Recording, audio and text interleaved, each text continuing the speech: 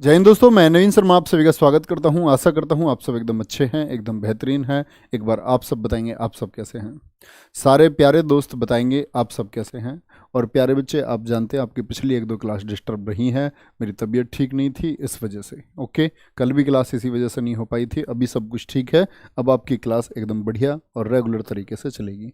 MS word की बच्चे 2 classes में आपको करा चुका था, शॉर्टकट के बारे में और एक MS वर्ड के वर्जन्स के बारे में, कैसे इसका विकास हुआ। ठीक है, आज की क्लास पे चलते हैं और आज की क्लास से आने वाले प्रश्न बहुत शानदार होंगे और MS वर्ड की बेसिक जानकारी होगी। ठीक है, एक बार थम्स अप करेंगे सारे दोस्त। क्या तैयार हैं?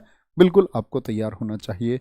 गुजर Swati Chauhan, Mishta Gujar, Bittu UK, Rohit Pal Shahjahanpur, Kavita, Priyanka Pal, Ankit, Kamlesh RWA, Ruby Yadav, Sandeep Yadav, R Chaudhary, सभी बच्चों का बहुत स्वागत है बच्चे।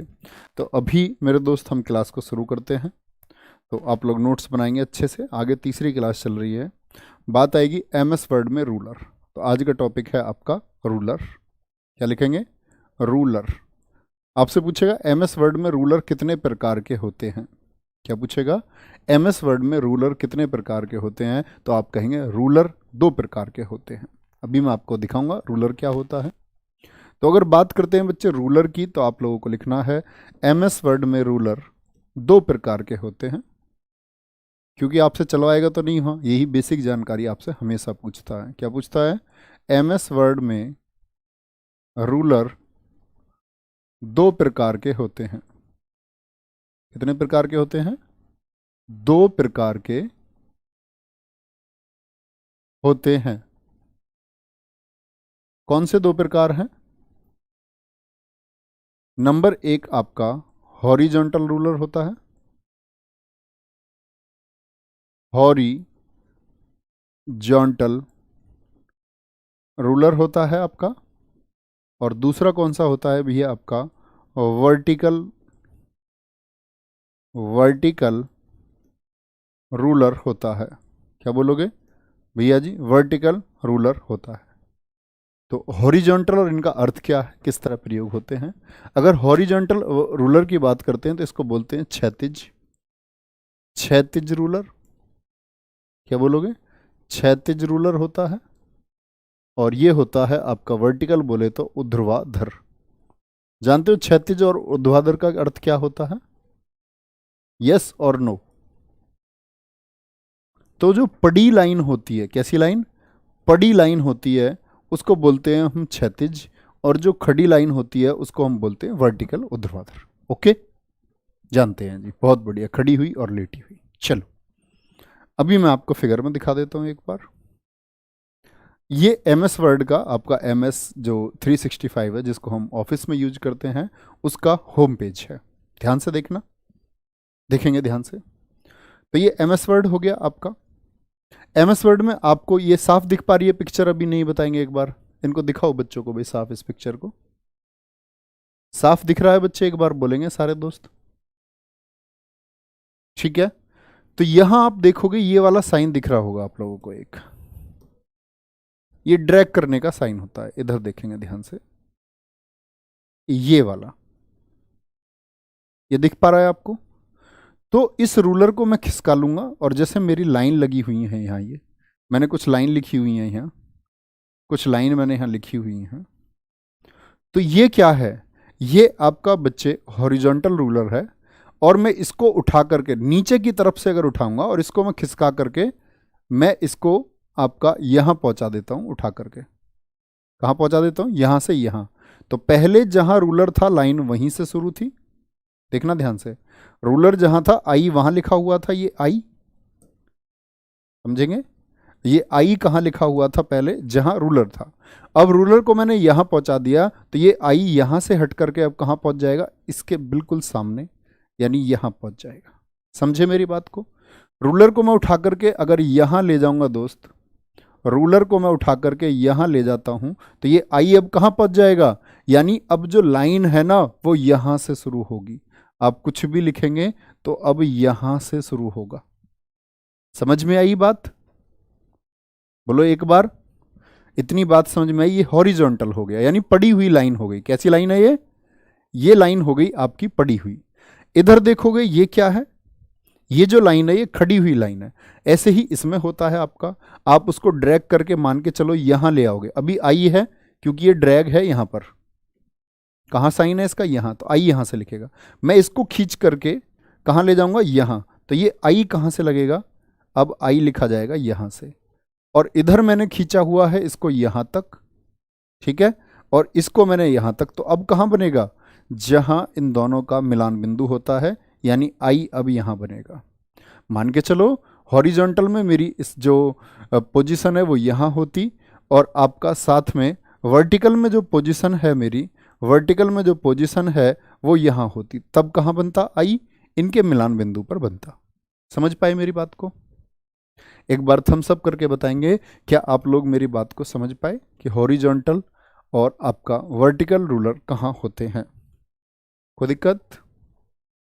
चलो, हाँ, फॉर्मूले अभी नहीं, एमएस वर्ड में फॉर्मूले नहीं, एक्सेल में फॉर्मूले आएंगे। और अभी इनकी जो शॉर्टकट की है वो आपका जो चैप्टर होगा ना, कल हम उनको लिख रहे होंगे, ठीक है। रूलर, रूलर के बाद में बात करते हैं बच्चे किसकी, हम लोग क्लिप बोर्ड की। किसकी? क्लिप बोर्ड की बात करते हैं। क्लिप बोर्ड, क्लिप बोर्ड का क्या काम होता है? तो आप लोग चीज़ों को कॉपी करते हो, जानते हो। कॉपी करने के बाद क्या करते हैं हम, फटाफट से कमेंट सेक्शन में लिखें। तो आप कहेंगे भैया जी कॉपी करने के बाद हम लोग पेस्ट करते हैं। तो कंप्यूटर की मेमोरी में था ना, आप चाहे 1 घंटे पहले कॉपी करें किसी चीज़ को या 2 घंटे पहले कॉपी करें, तो कंप्यूटर अपनी मेमोरी में सेव रखता है कि इस बंदे ने कुछ कॉपी किया था। और क्लिप वापस जब पेस्ट करते हैं तो उसको फिर ये क्या कर देता है, पेस्ट कर देता है। यानी कंप्यूटर को तो ध्यान था ना, कंप्यूटर को ध्यान था, तो कंप्यूटर ध्यान अपने मेमोरी में रखा। अब मेमोरी में वो जगह कौन सी है जहां उसने उस कॉपी की गई वस्तु को रखा था, तो कहां रखता है उसको, हमेशा क्लिप बोर्ड में रखता है। तो क्या बोलोगे, कट या कॉपी की गई वस्तुएं, जैसे कोई टेक्स्ट आपने कट कर लिया, कोई लाइन कट कर ली, या लाइन कॉपी कर लिया आपने, कट या कॉपी की गई वस्तुएं क्लिप बोर्ड में रखी जाती हैं। क्लिप बोर्ड में रखी जाती हैं, ठीक है। और मोस्ट इंपोर्टेंट मार्क करना इसको, पूछता है कॉपी करने के बाद वस्तुएं कहां रखी जाती है। जैसे दिल्ली पुलिस ने ही क्वेश्चन पूछा 2020 में कि एक क्लिप बोर्ड में मैक्सिमम कितनी वस्तुएं रखी जा सकती हैं, ठीक है। एक क्लिप बोर्ड में आंसर करें कितनी वस्तुएं रखी जा सकती हैं। तो कट का मतलब क्या होता है बच्चे, जैसे मैंने इसको कट कर लिया तो ये यहां से खत्म हो जाएगा, कहीं और पेस्ट कर सकते हैं। कॉपी का क्या मतलब होता है, कॉपी करने का मतलब है यहां भी रहेगा और नई जगह भी चला जाएगा, ठीक है। तो क्या बोलेंगे, क्लिप बोर्ड में कट या कॉपी की गई वस्तुएं किसमें, क्लिप बोर्ड में रहती हैं, जो कि परमानेंट नहीं होती हैं, जो कि अस्थायी रूप से होती हैं। किस रूप में होती हैं, जो कि अस्थायी रूप में होती हैं। इम्परमानेंट होती हैं, परमानेंट नहीं होती हैं। क्या बोलोगे, तो यहां आपको याद रखना है क्लिप बोर्ड में अधिकतम, क्लिप बोर्ड में अधिकतम यानी कि मैक्सिमम 24 वस्तुएं रह सकती हैं। कितनी वस्तुएं दोस्त, 24 वस्तुएं।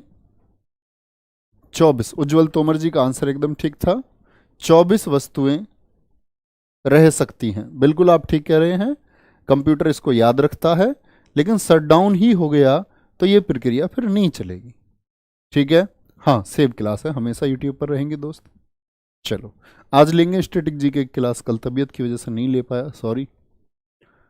तो क्लिप बोर्ड जान चुके हैं, क्लिप बोर्ड क्या होता है आपका। नेक्स्ट अगले टॉपिक पर आते हैं, इंपोर्टेंट टॉपिक है बहुत, लिखना चेंज केस। क्या बोलोगे, चेंज केस। आपसे पूछेगा एमएस वर्ड में चेंज केस कितने प्रकार का होता है, बोलेंगे फटाफट से, एमएस वर्ड में चेंज केस कितने प्रकार का होता है। तो आप लोगों का जवाब होगा चेंज केस, एमएस वर्ड जो होता है एमएस वर्ड में चेंज केस 5 प्रकार का होता है। कितने प्रकार का होता है बच्चे? चेंज केस दो नहीं, दो वाले बच्चे गलत हैं। हाँ, बुक में ऐसे ही है। एमएस वर्ड में चेंज केस 5 प्रकार का होता है। उसमें विद पिक्चर्स दिया है बच्चे। चेंज केस 5 प्रकार का होता है। जैसे 5 प्रकार कौन कौन से हैं वो, ये आपको नोट डाउन करने होंगे। वो 5 प्रकार हैं हमारे। नंबर 1 पूछता है इनमें से कौन सा एमएस वर्ड का केस नहीं है। केस मतलब होता है लेटर को लिखने का तरीका, किसी वर्ड को लिखने का तरीका, इसको बोलते केस। तो नंबर 1 आएगा आपका बच्चे सेंटेंस केस। क्या बोलोगे? Sentence case. ध्यान से लिखना, जैसे मैं लिख रहा हूं ना अक्षरों को बिल्कुल ऐसे ही लिखना है आपको। सेंटेंस केस, ठीक है। दूसरा मैं लिख रहा हूं, जैसा मैंने लेटर बना दिया ऐसा ही लिखना है, फिर से रिपीट कर रहा हूं, लोअर केस। तीसरा मैंने लिखा अपर केस, और इसी से समझ में आ जाएगा फिर आपको पूरी कहानी। Upper case. अगर मैंने छोटा लेटर बनाया है तो आपको भी छोटा ही लेटर बनाना है। Title case. Title case, title case की अगर बात करें,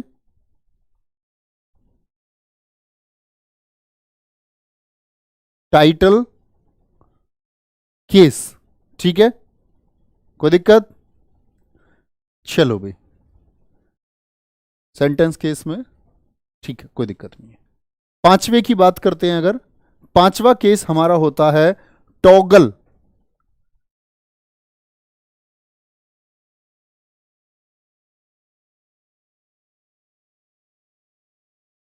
टॉगल केस। ये ऐसा क्यों लिखे हैं जी मैंने अलग अलग, इस तरीके से क्यों लिखे हैं, ठीक है, समझना ध्यान से। तो 5 तरह के केस होते हैं एमएस वर्ड में। अब समझना मेरी बात को। सेंटेंस केस से क्या होता है, आपके पास जगह हो तो आगे या पीछे कहीं भी लिख सकते हैं। जैसे कोई एक शब्द था, हम शब्द लेके चलेंगे, भारतीय शब्द को, इंडियन शब्द को लेकर के हम चलेंगे। ये इसी से हमको समझना है सब, ये एग्जाम्पल है एक। अगर मैं सेंटेंस केस चाह रहा हूं इंडियन का, मैंने टाइप किया हुआ था इंडियन, मैंने इसको जाकर के सेलेक्ट कर लिया, और मैंने ऊपर गया, मैं आपका व्यू में मैंने इसको कर दिया फिर जाकर के सेंटेंस केस पर। किस पर? सेंटेंस केस पर। तो सेंटेंस केस में ये कैसा दिखेगा? तो ये होता है वाक्य का पहला अक्षर बड़ा। वाक्य का, थोड़ा दूर से लिखता हूं, छोटा हो जाएगा नहीं जगह। वाक्य का पहला अक्षर बड़ा। वाक्य जानते हो, सेंटेंस को बोलते हैं। तो सेंटेंस केस जो होता है वो वाक्य के पहला जो अक्षर है उसको बड़ा कर देगा, और बाकी सबको क्या कर देगा? छोटा कर देगा। बाकी सबको छोटा कर देगा। तो वाक्य का पहला अक्षर बड़ा, यानी कि जैसे मैं बोल दूं द, तो टी तो बड़ा कर दिया और बाकी सब छोटा। The cow is so smart, बाकी सबको छोटा कर देगा। तो पहला क्या बोलेगा? पहला बड़ा होता है। लोअर केस की अगर मैं बात करता हूं बच्चे, लोअर केस में हमको क्या करना है? सभी अक्षर छोटे लिखने हैं। या एक शब्द से ले सकते हैं आप, सभी अक्षर क्या हैं? सभी अक्षर यानी जो लेटर्स हैं हमारे छोटे हो जाएंगे। जैसे शब्द हो गया आपका इंडियन। अब देश के नाम में तो पहला अक्षर बड़ा बनाते हैं हमेशा, है ना? तो ये तो अशुद्धि होगी, एक एग्जाम्पल है, ठीक है। अपर केस की बात करेंगे, देखो क्या हो रहा है। सभी लेटर्स क्या हैं? सभी लेटर्स क्या हैं? बड़े हैं। तो वाक्य का पहला अक्षर नहीं, तो बोलो सभी अक्षर बड़े लिखने के लिए टाइटल केस में क्या होगा, प्रत्येक शब्द का, हर वर्ड का, प्रत्येक शब्द का, जैसे इसमें देख पा रहे हो टी बड़ा है, सी बड़ा है, बाकी सब छोटे हैं, प्रत्येक शब्द का पहला अक्षर बड़ा लिखने में, प्रत्येक शब्द का पहला अक्षर बड़ा लिखने में प्रयुक्त होता है। टॉगल केस देखो ध्यान से, प्रत्येक शब्द का जो पहला अक्षर है वो कैसा है, वो छोटा, बाकी सब बड़े। तो क्या बोलोगे, प्रत्येक मतलब ईच वर्ड, प्रत्येक शब्द का जो फर्स्ट लेटर है आपका, प्रत्येक शब्द का पहला अक्षर, अक्षर बोले तो लेटर, छोटा और बाकी सब बड़े कर देता है। बाकी सब कैसे हो जाएंगे दोस्त, बड़े, यानी कि कैपिटल लेटर हो जाएंगे। ठीक है, ये सब कहां होता है आपका, इसके लिए हमें कहां जाना पड़ेगा, तो मैं पूछूं आपसे चेंज केस के लिए, तो ये बात आपको लिखनी होगी। चेंज केस के लिए, चेंज केस के लिए क्या बोलोगे, चेंज केस के लिए होम टैब में जाना होगा। कहां, होम में मिलता है केस का ऑप्शन, होम टैब में कहां जाना होगा, होम टैब में जाना होगा। कहां जाएंगे, होम टैब में जाना होगा, या एक शॉर्टकट की, अब पूछेगा बहुत इंपॉर्टेंट है कि चेंज केस के लिए शॉर्टकट की कौन सी होती है, या एक शॉर्टकट की शिफ्ट प्लस F3 का इस्तेमाल करेंगे, शिफ्ट प्लस F3 का यूज करेंगे। अब दिक्कत एक आएगी इसको यूज करने में, क्या जी, इसको कैसे पता चलेगा कौन सा हमको केस चाहिए, शिफ्ट प्लस F3, तो ये क्रम से ही दिखाता है। एक बार शिफ्ट प्लस F3 दिखाएंगे तो ये वाला आपका दिखा देगा अक्षरों को इस प्रकार से, दोबारा से आपने शिफ्ट प्लस F3 दबाया तो लोअर केस, फिर से F3 शिफ्ट प्लस F3 तो क्या बोलोगे, अपर केस दिखा देगा, फिर shift plus F3 title case, फिर फटाफट से आप बदल सकते हैं उसको। ओके, तो ये इसकी शॉर्टकट की है, बात समझे, बहुत बढ़िया। और प्यारे दोस्तों 10 तारीख से आपके दिल्ली पुलिस के रजिस्ट्रेशन शुरू हैं, आप सभी जानते होंगे, और दिल्ली पुलिस के लिए क्लासेस आपकी 20 तारीख से शुरू हैं। और कंप्यूटर के लिए तब तक मैं आपको MS वर्ड और एक्सेल पढ़ा दूंगा। कंप्यूटर के लिए मैं आपको एक विशेष बहुत शानदार मैराथन लेकर के आ रहा हूं, क्योंकि हम लोगों ने थ्योरी तो पढ़ ली, प्रैक्टिस भी हमने की, और एक ऑलमोस्ट सारे पाठ्यक्रम को कवर करते हुए प्रैक्टिस आप लोगों के लिए जो बहुत अत्यंत जरूरी है। तो कितने तारीख को लेकर के आ रहा हूं मैं, आपका 5-6 घंटे की क्लास होगी, शायद 4-5-6 घंटे जो भी होगी, तो बहुत बेस्ट क्वेश्चंस, ठीक है, कंप्यूटर के, उसमें आपके प्रीवियस भी जो पूछे गए हैं, और साथ में अच्छे प्रश्न क्या क्या बनने की संभावना है, उन सभी को हम लोग कर रहे होंगे। ठीक रहेगा ना, एकदम बढ़िया।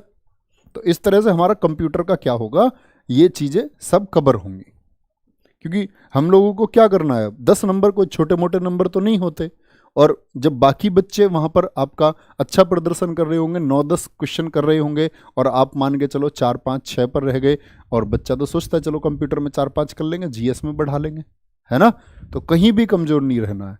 और साथ ही आप लोगों के लिए क्लासेस, अभी दिल्ली पुलिस का जो प्रीवियस ईयर हुआ है ना GS का, तो उसके लिए स्पेशल बोला गया है कि आपका GS की क्लासेस चलेंगी। क्यों, प्रीवियस ईयर की क्लासेस क्यों आपके लिए, तो GS की क्लासेस प्रीवियस ईयर की आपके लिए इसके लिए चलेंगी ताकि आप लोग पैटर्न समझ पाएं, 2017 में क्या पैटर्न था, 2020 में क्या पैटर्न था, तो आपकी आगे आने वाली तैयारी आपको क्या आधार मान करके चलनी है, कैसे प्रश्न आपसे पूछे जाते हैं। तो आपको इसके लिए कहते हैं कि कभी जब हम तैयारी करते हैं ना, तो वो नहीं कहते well better is half done, अच्छी शुरुआत ही आपकी आधी तैयारी कर देती है। तो जब चीज़ें आपको पता होंगी आपको पढ़ना क्या है, तो इसके लिए आपका 16, 17, 18 और 19 में 4 दिन, है ना, सब्जेक्ट वाइज आपकी जैसे रीजनिंग में नॉन वर्बल के कैसे क्वेश्चन पूछे गए, नॉन वर्बल रीजनिंग के आपका अगर देखते हैं कि जीएस में हिस्ट्री के किस तरह के प्रश्न पूछे गए, पॉलिटी के किस तरह के प्रश्न पूछे गए, तो सभी की अलग अलग क्लासेज होंगी। ठीक है,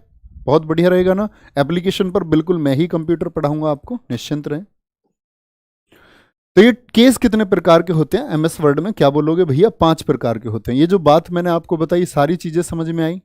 इसके बनारस एक बार बताएंगे दोस्त, कमेंट को आप कई बार पेस्ट मत किया करो यार, तुम सब टेक्निकल बच्चे हो, टेक्निकल सब्जेक्ट पढ़ रहे हो, तब भी इस तरह की बातें कई बार पेस्ट कर देते हो, गलत बात है।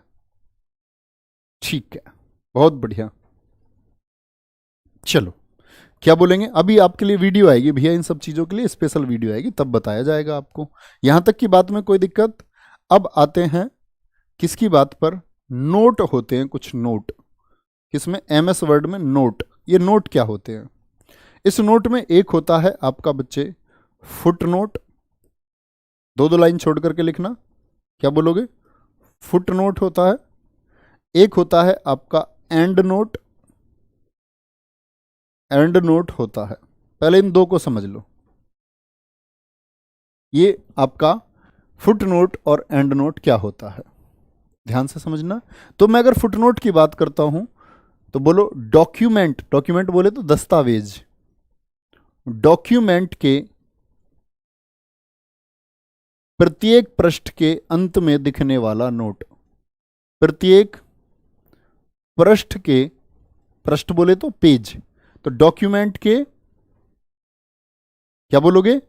हर पेज के अंत में, लास्ट में दिखने वाला नोट। ये क्यों जी, ये क्यों इस्तेमाल करते हैं? तो अगर आप लोगों में से कुछ बच्चों ने शायद हिंदी तो नहीं पढ़ी होगी। अच्छा, ऐसे कितने बच्चे जिन्होंने कभी हिंदी पढ़ी ही नहीं है? मेरे द्वारा हिंदी नहीं पढ़ी, बहुत सारे होंगे, दिल्ली पुलिस में हिंदी वैसे भी आती नहीं है। चलो अब मेरे दोस्त, मैं अगर यहां देखूं तो मैंने इसमें बहुत कुछ लिखा है, मैं इसको अपना पेज मान लेता हूं एमएस वर्ड का। जैसे यहां, सॉरी, ये एमएस वर्ड का एक पेज है, इस पेज पर बहुत कुछ लिखा हुआ था, बहुत सारी पंक्ति लिखी हुई थी, और उस पंक्तियों में एक शब्द था कहीं पर, कहीं पर एक शब्द था बहुत कठिन शब्द। बहुत कठिन शब्द से मतलब जिसके बारे में यूजर नहीं जानता। जैसे कहीं HTTP लिखा हुआ था, HTTP लिखा हुआ था, तो मैं रेफरेंस पर जाऊंगा, कहां जाऊंगा? रेफरेंस पर जाऊंगा, और रेफरेंस पर जाकर के यहां ऑप्शन आ जाते हैं इंसर्ट फुटनोट, बड़ा सा लिखा आता है खूब। जैसे ही रेफरेंस पर आप क्लिक करोगे तो क्या आएगा? इंसर्ट फुटनोट आ जाएगा, इंसर्ट फुटनोट। इंसर्ट फुटनोट पर मैं क्लिक करूंगा, कब? पहले इसको सेलेक्ट करूंगा, या इसके आगे जो स्पेस है जहां लाइन लिखी हुई है वहां पर क्लिक कर दूंगा, और जाऊंगा कहां? रेफरेंस में, फिर जाऊंगा आपका इंसर्ट फुटनोट पर। तो ये आपको पेज के लास्ट में ले जाएगा, यहां। कहां ले जाएगा? यहां। और नंबर 1 खुद ही डाल देगा, और आप लिख देंगे हाइपर टेक्स्ट ट्रांसफर प्रोटोकॉल। तो इससे यूजर क्या समझेगा? जिसके पास आप इस फाइल को जब मेल करेंगे या भेजेंगे तो वो समझ जाएगा कि इसने ये क्या किया हुआ है। तो या तो वो इस पर माउस लेकर के जाएगा तो वहां एकदम से हाईलाइट होकर के ये चीज उसको दिख जाएगी, अदरवाइज यहां नंबर 1 डाल देगा, और यहां वो समझ जाएगा कि ये जो समझाना चाह रहा था मुझको कि ये जो भैया HTTP लिखा हुआ है ना, ये आपके समझ में ना आए, तो इसका मतलब है हाइपर टेक्स्ट ट्रांसफर प्रोटोकॉल। ठीक है, समझे मेरी बात को?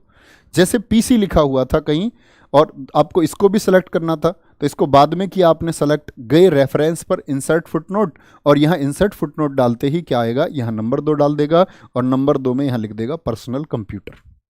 बोलो इतनी बात समझ में आई? क्या करना है? Insert footnote. तो यानी कि डॉक्यूमेंट के प्रत्येक पृष्ठ के अंत में दिखने वाला नोट कहां दिखता है? अंत में। तो वो समझ जाएगा किस बात के लिए था ये इसके बारे में जानकारी देना चाह रहा था। ऐसे ही बच्चे रेफरेंस में जाओगे, ऊपर टैब में कहां क्लिक करोगे? रेफरेंस पर, और रेफरेंस पर जैसे ही क्लिक करोगे, जैसे इंसर्ट फुटनोट आया, ऐसे ही आता है आपका इंसर्ट एंड नोट। क्या आता है? इंसर्ट एंड नोट आता है। सर एक बार और एक्सप्लेन कर दो। बेटा आपका ध्यान कहाँ रहता है? इतनी आसान चीज अगर 2 बार में समझोगे तो आप तो बहुत कमजोर हो। फिर सोचो, आंख बंद करो अपनी। मैंने बोला हमने कुछ भी लिखा है, एक जटिल शब्द है जिसका अर्थ हर किसी को नहीं पता है, और मुझे कोई मैसेज भेज, मान के चलो आपकी वाली है, और आपकी वाली को मैंने कोई मैसेज भेज दिया ऐसे, ये लिख दिया मैंने उसके लिए कोई शब्द लिख दिया कोमा। अब उसको क्या समझ में आ रहा है कोमा क्या है? अब वो दिमाग लगाएगी कि यार ये कोमा क्या है। तो इसके लिए मैं उस फाइल में क्या करूंगा, एक फुट नोट लगाऊंगा और फुट नोट में इसको मैं क्लिक करूंगा जैसे ही, तो रेफरेंस में जाऊंगा, या तो रेफरेंस में जाकर के इस पर फुटनोट पर क्लिक करूंगा, इंसर्ट फुटनोट, और यहां मैं लिखूंगा कि ये कोमा का अर्थ है। कोमा का अर्थ मैं यहां लिख दूंगा कि ज्यादा दिमाग ना लगाएं, ज्यादा दिमाग ना लगाएं, आपका वाला जो है वो कोमा में है। मैंने उसको घूसों से मारा है, आपके वाला कोमा में है। तो उसका अर्थ वो यहां नहीं समझती पूरे मैसेज में, कोमा पता नहीं क्या है, लेकिन मैं यहां स्पष्ट कर दूंगा उस बात। समझ में आई? अब तो पक्का समझ में आ गई होगी जी, ऐसे ऐसे एग्जाम्पल से तो समझ में आ जाती है। चलो, कहां जाना होता है? तो हमेशा रेफरेंस पर क्लिक करेंगे, जिस शब्द के लिए आपको नोट बनाना है उस शब्द को क्लिक करोगे तो उसमें वो जानकारी वहीं दिख जाती है। चलो भाई, कोई दिक्कत है इस बात में? एंड नोट क्या होता है? लिखेंगे टेक्स्ट के बिल्कुल बाद में, टेक्स्ट के, ये तो प्रत्येक पृष्ठ पर था, हर पेज पर था, ये है टेक्स्ट के बिल्कुल बाद में, टेक्स्ट के बिल्कुल बाद में दिखने वाला नोट, टेक्स्ट के बिल्कुल बाद में दिखने वाला जो नोट होगा उसको क्या बोलेंगे? टेक्स्ट के बिल्कुल बाद में से क्या मतलब है भैया? तो ऐसा भी तो हो सकता है कि भाई हर पेज पर दिखाए, और एक है जहां पूरी जानकारी खत्म हुई है। ये मेल मान के चलो 6 पेज का था, ये जो चिट्ठी मैंने चिट्ठी लिखी वो चिट्ठी 5 पेज की थी, तो इस 5 पेज के बाद में ही दिखाएगा सब कुछ, नंबर 1 नंबर 2, आप 10 शब्द सेलेक्ट करें, 20 शब्द सेलेक्ट करें, 1 2 3 4 5। कभी आप अच्छी किताब पढ़ोगे ना, अच्छी किताब वाला इस वर्ड पर ऐसे स्टार लगा देता है, और स्टार का अर्थ या तो नीचे देता है या किताब के बाद में देता है। समझे? तो किताब के बाद में है तो एंड नोट, यानी जितने पेज की फाइल है बिल्कुल एंड में है, बिल्कुल लास्ट में जहां पूरी फाइल खत्म हुई है। ठीक है, तो क्या बोलोगे? फाइल के अंत में, फाइल के अंत में, अंत में जोड़ा जाता है, जोड़ा जाता है। ठीक है, इतनी बात में कोई दिक्कत नहीं? यूट्यूब पे नहीं, एप्लीकेशन पे जीएस की क्लासेस होंगी, थ्योरी की, सब कुछ कंप्लीट, क्योंकि जीएस बहुत अहम रोल रखता है। कोई दिक्कत? चलो, लक्ष्मीकांत में ऐसे ही, हाँ अच्छी किताबों में ऐसे ही होता है। पॉलिटी की बहुत अच्छी किताब है लक्ष्मीकांत, उसमें बिल्कुल ऐसे ही है। एंड नोट आ गया भैया आपका, कोई दिक्कत? अब आते हैं हेडर पर। हेडर, हेडर क्या होता है जी? हेडर और साथ में क्या आपका फुटर। फुटर क्या होता है? तो हेडर जानते हो, हेडर होता है हेडिंग। हेडिंग बोले तो शीर्षक बोलते हैं इसको, क्या बोलते हैं? शीर्षक। और कभी भी याद रख लेना, हेडर जो होगा ना, जो पेज होगा उसके बिल्कुल बीचों बीच में लिखा जाएगा, पूरे पेज के एकदम सेंटर में। क्या बोलोगे? हेडर कहां लिखा होता है? पेज के ऊपर, पेज के ऊपर बिल्कुल बीचों बीच, बिल्कुल बीचों बीच, बीचों बीच बोले तो एकदम सेंटर में। क्या बोलोगे? सेंटर में, सेंटर में लिखा होता है। कहां होता है? सेंटर में होता है। कहां होगा? पेज के बिल्कुल बीचों बीच, पेज में ऊपर की तरफ आपका होता है। ठीक है, ये बात याद रखनी। फुटर कहां होगा आपका? पेज के नीचे बीचों बीच होता है, यानी इस बीच की स्थिति में होगा, पेज के नीचे बीचों बीच होता है। फुटर कहां होगा? पेज के नीचे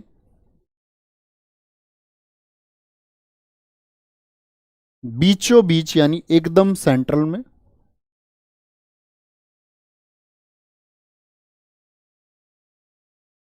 बोलो भाई, समझ में आई इतनी बातें जो मैंने आपको केस बताए? सर अभी क्या आया बोर्ड पर? आपकी आंखें एकदम से चमक गई। अब मुझ में वैम्पायर वाली कुछ पावर्स हैं, तो वैम्पायर जानते हो? देखो फिर से चमकाऊंगा, अभी जब आप बोलोगे तब बता देना, तब मैं अपनी आंखों में एक चमक आपको दिखा दूंगा। चलो, कोई दिक्कत? बोलेंगे फटाफट से। नीचे और बीचों बीच स्थित होता है आपका क्या बोलोगे? फुटर। तो एक तो बोला मैंने आपको, क्या बोला? एक तो मैंने आपको बोला सबसे पहले ऊपर फुटनोट। फुटनोट आपका हर पेज पर नीचे की तरफ जानकारी इकट्ठा रखता है किसी जटिल शब्द के बारे में, या ऐसा कोई शब्द जिसके बारे में कोई, ये देखो 1 2 3, क्या कहते हो? है जबरदस्त या नहीं? ये स्पेशल पावर्स मिली थी जिनका इस्तेमाल मैं कभी कभी करता हूं जब प्रकृति को इनकी जरूरत होती है। चलो, फिर बात आती है आपकी बच्चे एंड नोट। ये बिल्कुल फाइल के अंत में जोड़ा जाता है। हेडर, शीर्षक, किसी पेज के बारे में बताने के लिए कि ये टॉपिक किस बारे में है, ये टॉपिक किस बारे में है, उसके बीचों बीच लिखा जाता है। और फुटर क्या होता है? पेज के नीचे बीचों बीच होता है। चलो, अरे ये पुलकित फोटो खींच रहा था और कुछ नहीं है। आ जाओ भैया, इतनी बात, इतनी बात में किसी को कोई दिक्कत? अच्छा देख लिया तुमने, कैमरा है, बहुत बढ़िया। चलो, अब आते हैं अलाइनमेंट पर। किस पर? अलाइनमेंट पर आते हैं। अब मैं आपसे पूछूंगा एमएस वर्ड में ये अलाइनमेंट कितने प्रकार के होते हैं? आप कहेंगे भैया अलाइनमेंट तो गाड़ी के टायर का होता है, जब गाड़ी तिरछी विरछी भागने लग जाती है तब करवाते हैं अलाइनमेंट, तिरछा हैंडल चल रहा है इसका। चलो, अलाइनमेंट बताओ भाई कितने प्रकार के होते हैं? अगर पूछे आपसे अलाइनमेंट तो बोलेंगे एमएस वर्ड में, एमएस वर्ड में अलाइनमेंट 5 प्रकार के होते हैं। कितने प्रकार के होते हैं दोस्त? 5 प्रकार के, 5 प्रकार के होते हैं। अच्छा आप लोग एक चीज बताओ मुझे, मैं एक क्वेश्चन पूछना चाह रहा हूं, आप इसमें मदद करना मेरी। जैसे एमएस वर्ड का हम चैप्टर पढ़ लेंगे, तो इसकी प्रैक्टिस इसी के साथ करें या पहले एक्सेल को खत्म कर लें और 15 तारीख तक, और फिर 15 को इकट्ठे एमएस वर्ड और एम एक्सेल की ही मैराथन ले लें, सिर्फ और सिर्फ 2 की?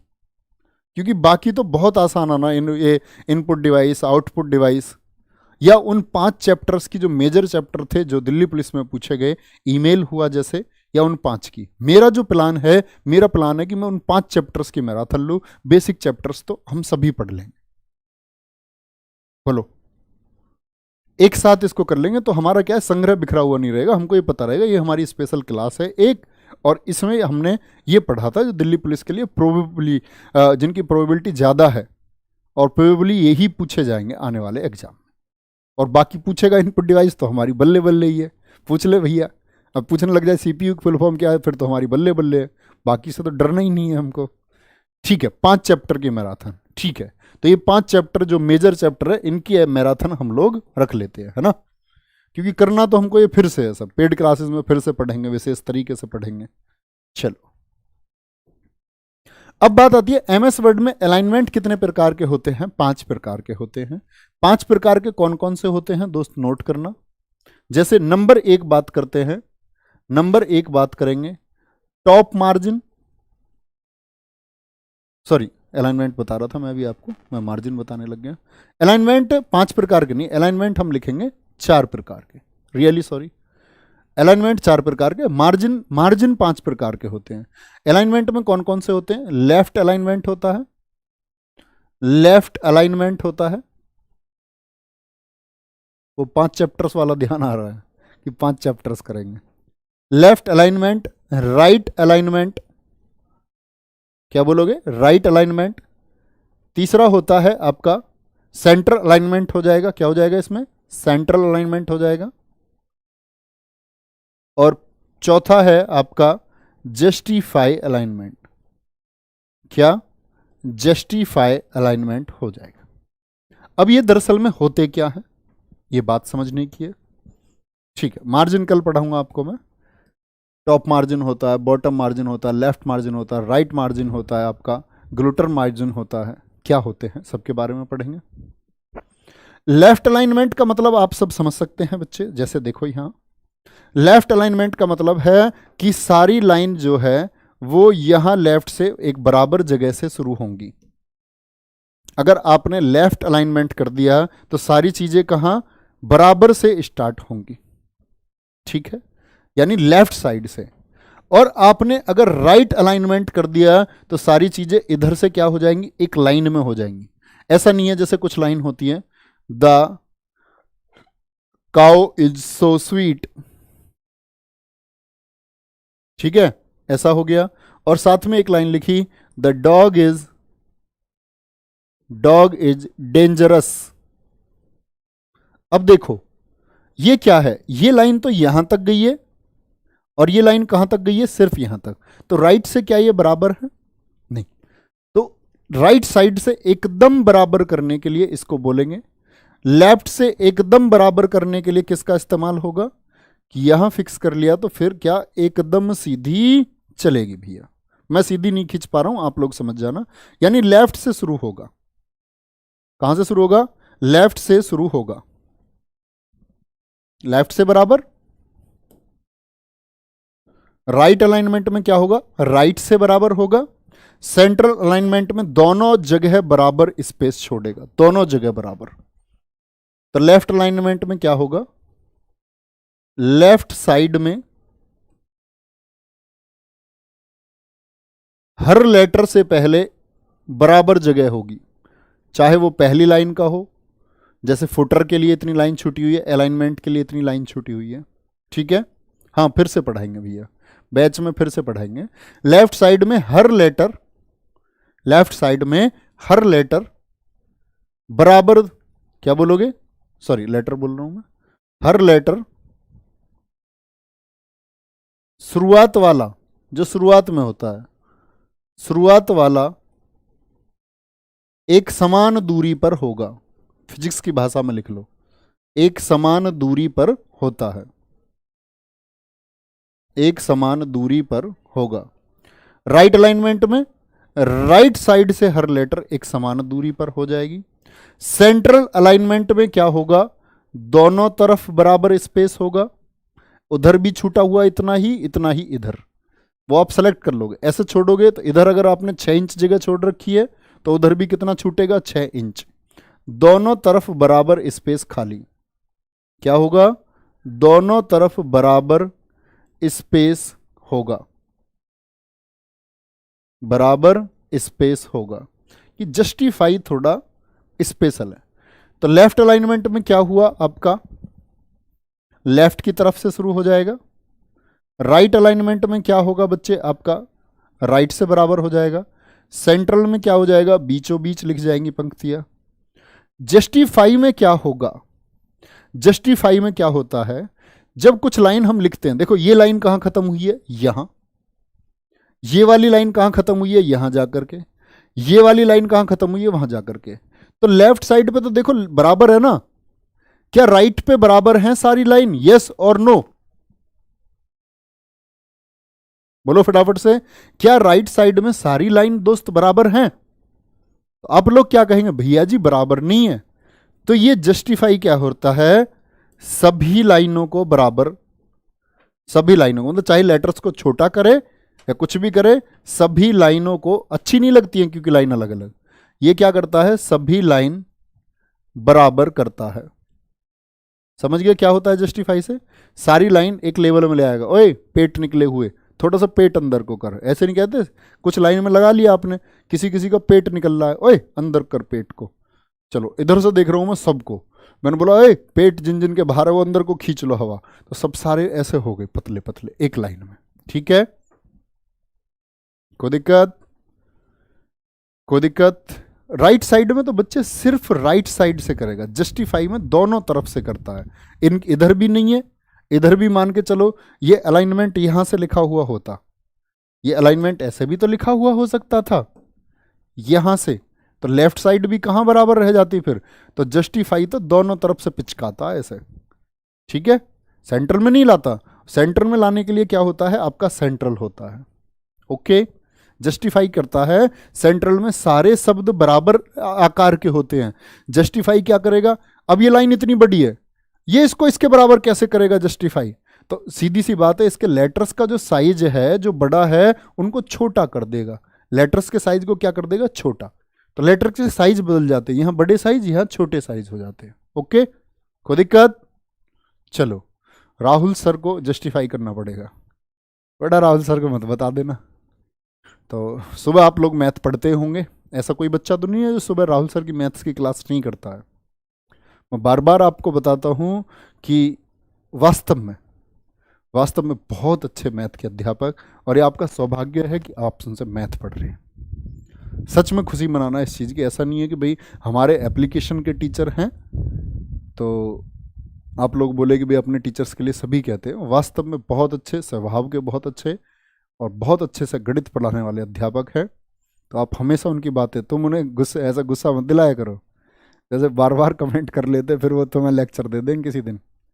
ठीक है, तो इस बात को ध्यान रख लेना। बैचेस की जानकारी मुझे अभी नहीं है, शायद मुझे ये पता है कि 20% डिस्काउंट है, और जो इसकी फ़ीस होगी वो वीडियो आएगी अभी, या तो फीस 799 या 849, कोई एक फ़ीस है। ठीक है, इस बात को आप लोग ध्यान रखेंगे। तो जो 20% डिस्काउंट रहेगा वो पहले 10 दिन रहेगा, और पहले 10 दिन के बाद से फिर वो 799 का मिलना शुरू हो जाएगा। क्लासेस शुरू हो जाएंगी, और सबसे अच्छी बात होगी कि दिल्ली पुलिस के लिए 2 बैच आएंगे। हमारे हमेशा 2 बैच आते हैं, और जो दूसरा बैच आएगा वो पहले वाले बच्चे जो आपका खरीद लेंगे उनको फ्री ऑफ कॉस्ट मिलेगा, यानी वो अपनी तैयारी 2 बार कर सकते हैं। तो आपको अभी से अपनी तैयारी में लगना है, क्योंकि आप अभी से आधुनिक हो पाएंगे।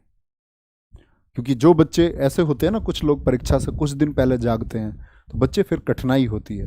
परीक्षा को आज के इस कंपटीशन के स्तर में समय आपको देना पड़ता है, और समय रहते हुए आप जाग जाते हैं तो आप उस दौड़ में आगे निकल जाते हैं।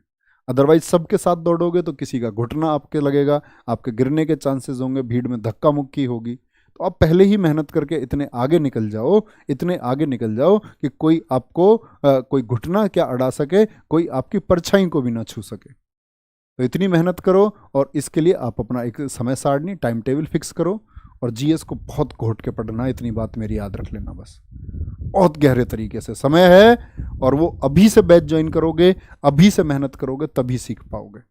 दूसरे वाले में जीएस करोगे तो पीछे रह जाओगे, वो आपका रिवीजन टाइम होगा।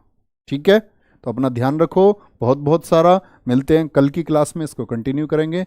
बहुत सारा धन्यवाद, बहुत सारा प्यार, ऐसे ही पढ़ते रहें। और जिन प्यारे दोस्तों ने चैनल को सब्सक्राइब नहीं किया है, जरूर करते रहें। अपना प्यार बनाए रखें। बाय बाय, टेक केयर, जय हिंद, जय भारत, जय माँ सरस्वती।